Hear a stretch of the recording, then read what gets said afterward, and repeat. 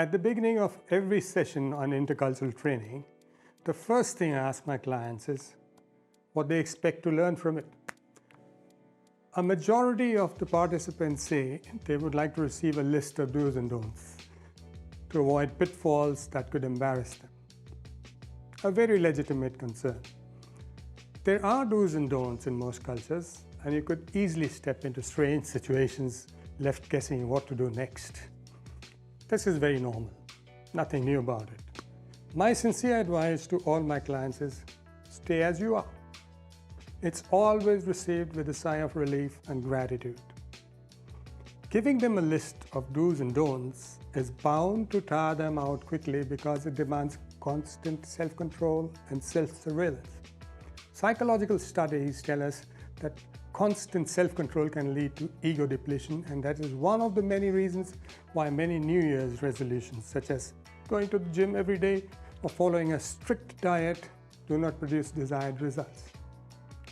Imagine you could be sensitized to face the new with a fascination in place of fear of doing something wrong. I sensitize my clients about cultural differences so they can adapt to their host culture according to the situation. I prepare them to some measure and take away their apprehensions to move easily in the new culture and encourage them to learn and adapt as they go. Many are surprised when I tell them you're going to meet human beings in your new environment too, and the only difference is that they have a latent set of rules and accepted assumptions you can only discover by living there.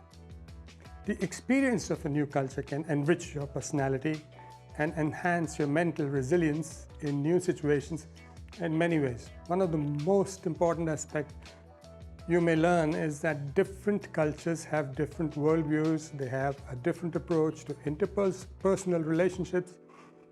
You create a multi-valued approach that your thinking is right, and so is the thinking of someone else, as much as that of many others.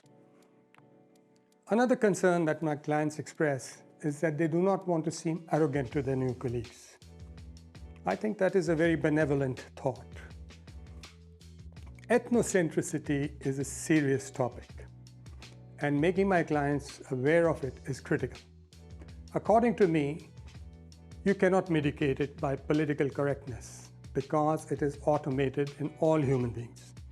How does it manifest itself? Let me give you a small example. Irrespective where they come from, it is very natural for a person to use sentences such as, "In India we do it like this," or "In Germany we work like this." "In my last company we did it very differently." The speaker does not notice, but this begins to build a wall, an ethnocentric wall.